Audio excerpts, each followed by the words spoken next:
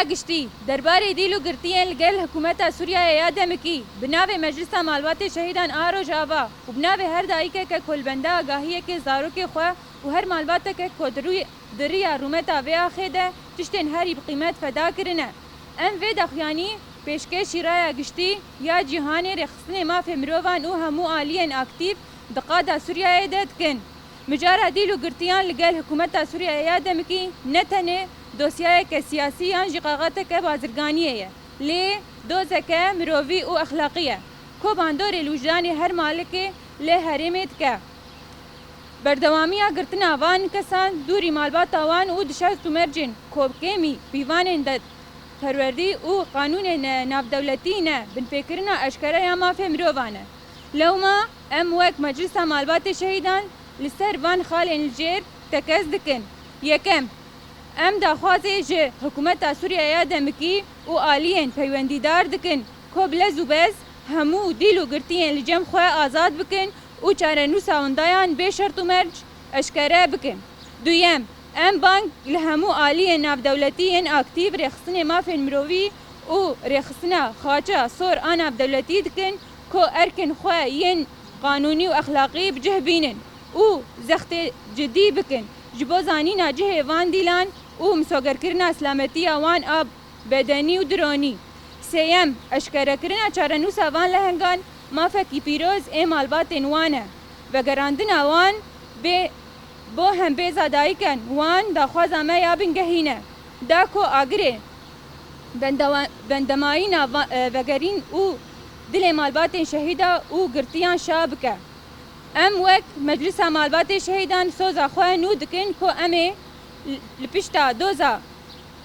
دوزا گرتین خواه بسکنن حتی کو ام وان دناوا خود آزاد ببینن آزادیش بو گرتیان آزادیش بو گرتیان آزادیش بو گرتیان آرامی و صبر جبو مالباتن برخودیران شهید نامرن مجلس مالبات شهیدان آروج آوا نه ماه سیاد 1026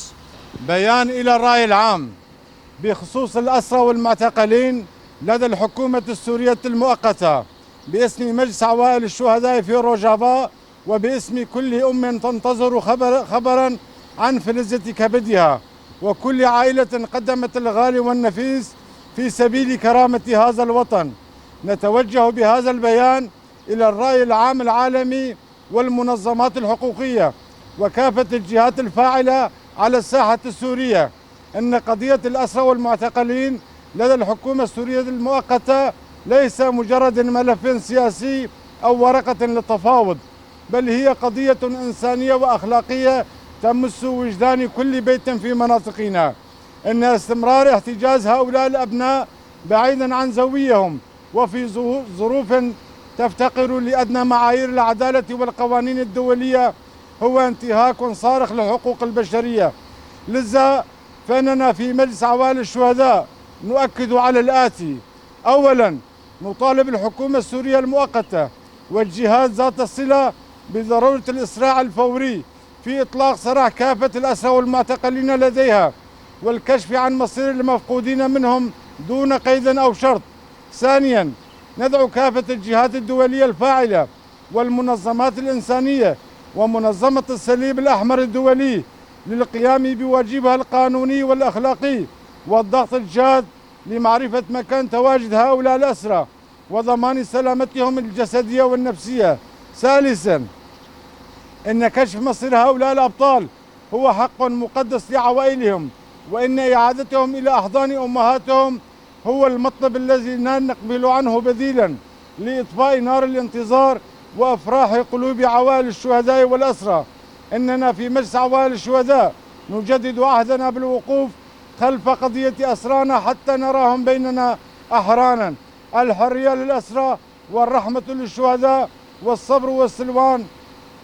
للعوائل الصامدة. مجلس عوائل الشهداء في روجافا 9/3/2026.